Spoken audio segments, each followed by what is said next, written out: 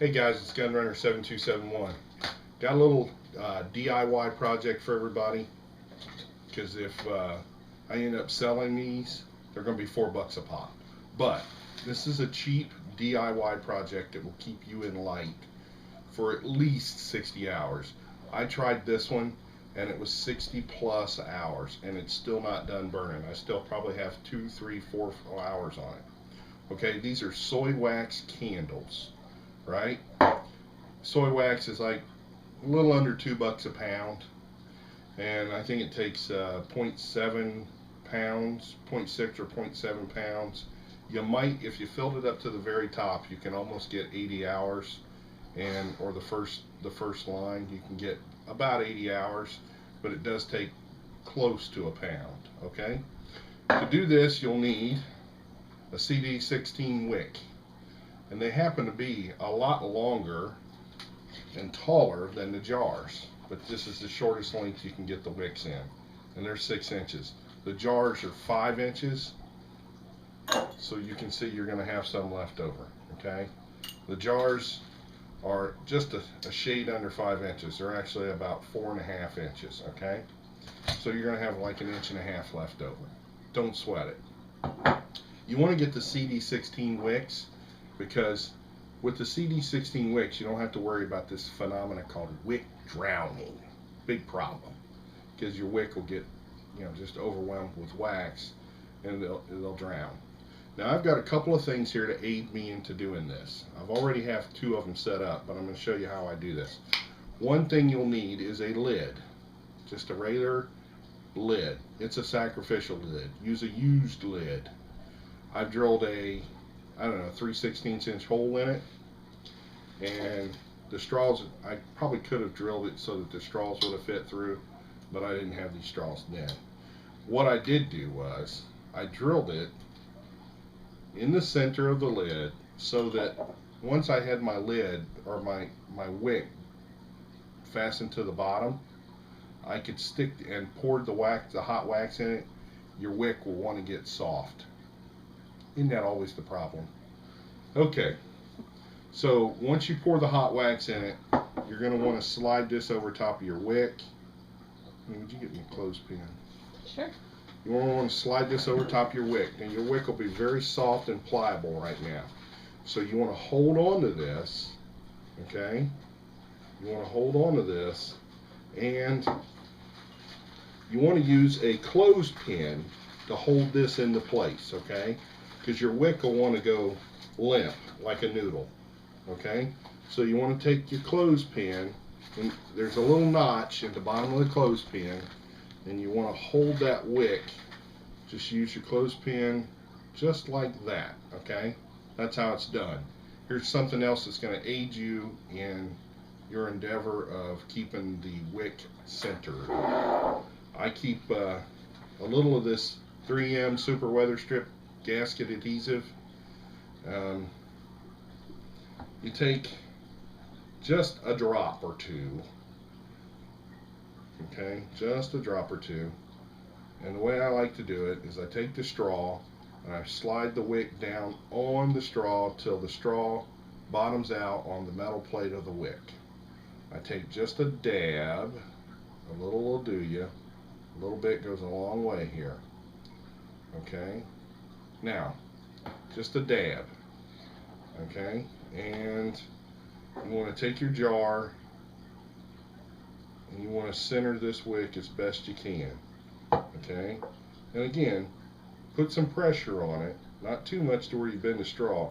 You just want to get the Super Weather Strip adhesive so that it's tacky, so it will tack up pretty good, okay.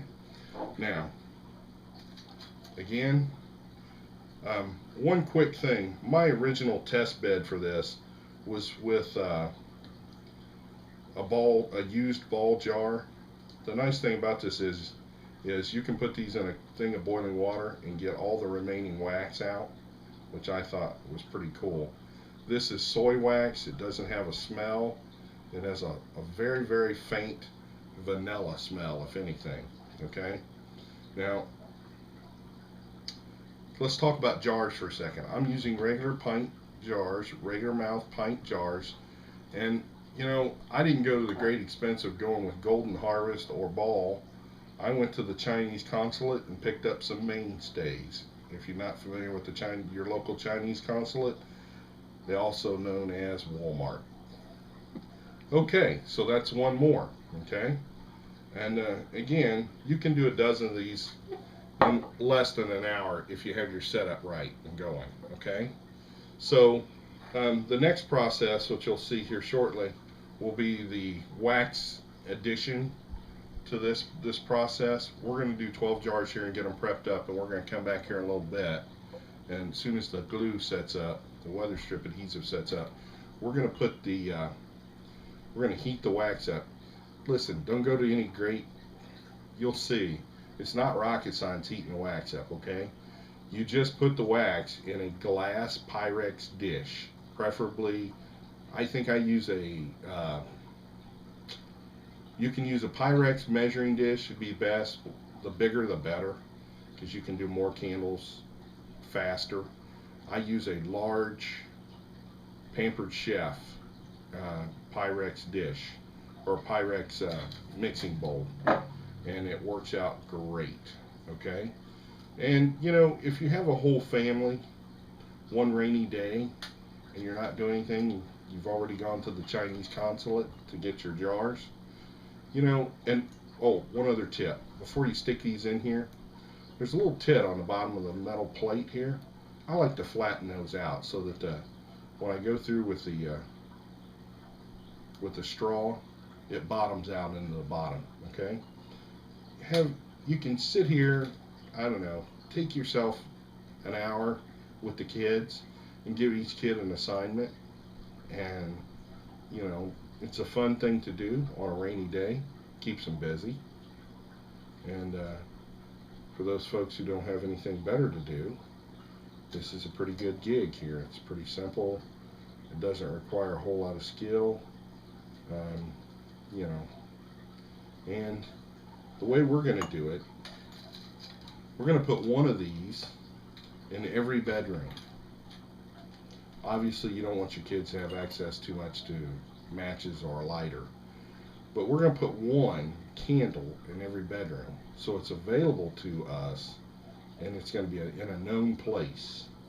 And that way, if the power should go out, we're not searching around in the dark for what come may. We're going to know exactly where our candles are. And one other note when making a survival candle or using a survival candle, keep the wick trimmed to 1/4 inch. Usually helps the life of the candle. Okay, just keep it trimmed every once in a while. Don't worry about the wick falling into the wax, or the burnt wick falling into the wax. Won't hurt a thing. It just makes your candles look dirty. And really, is that what you're looking for? I'm thinking that there are other priorities we need to worry about if the power's out. So, you know, again, this is a good project. This is a good prepping project for weather-related problems, you know, SHTF problems, you name it, it's a good project for it. Okay, so I've got I think the wax is like $1.80 to $2 a pound.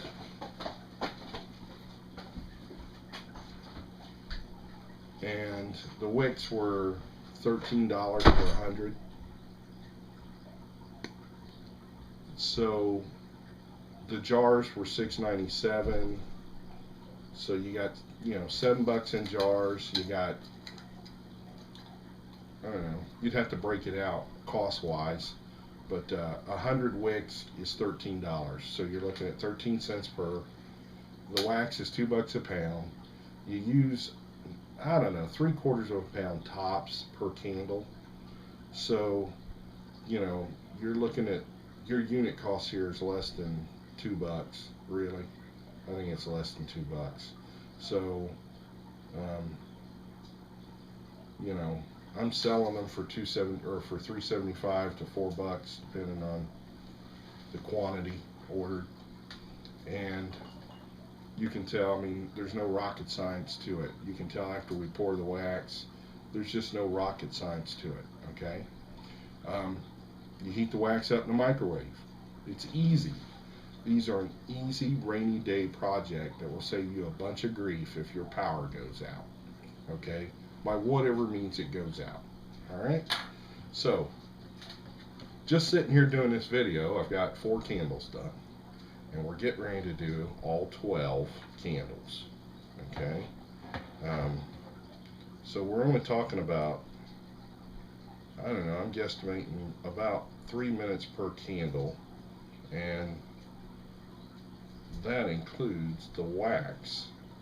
When you see how fast the wax goes, you will be impressed. I guarantee it. So, alright. This is, again, not an original idea.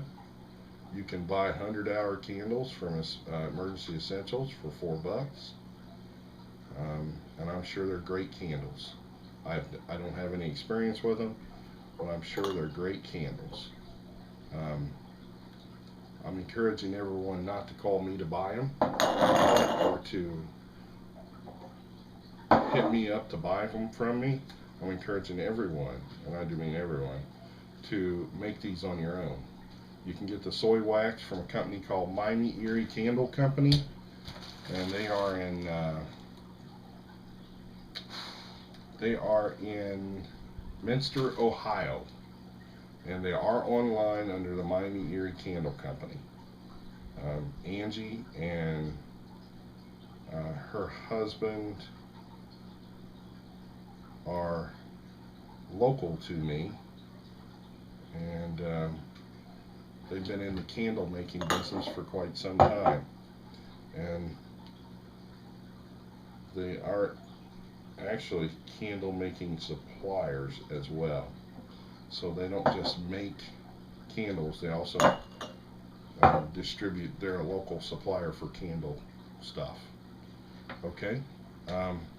Alright, well, we're going to take care of the rest of this once we get wax. Okay guys, it's Gunrunner 7271. This is we're in the candle making process. We've already got a couple. This is take 2 actually. This is what the wax looks like beforehand. It's just flakes. That's it. Just wax chips, little flakes. I'm going to take that and put it in the microwave for 8 or 10 minutes for me. Okay, my humble assistant is going at it for me. This is what the wax looks like once it cooks down. This is what it looks like. It's just a gold looking liquid, and it's a little above water.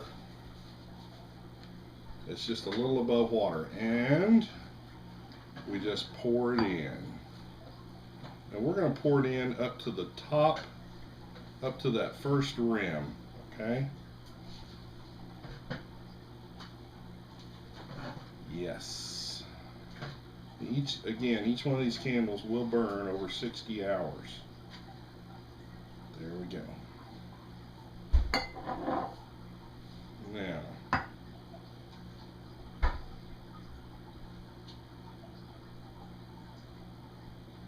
we'll go check that for me. Make sure we're not blowing up nothing in there.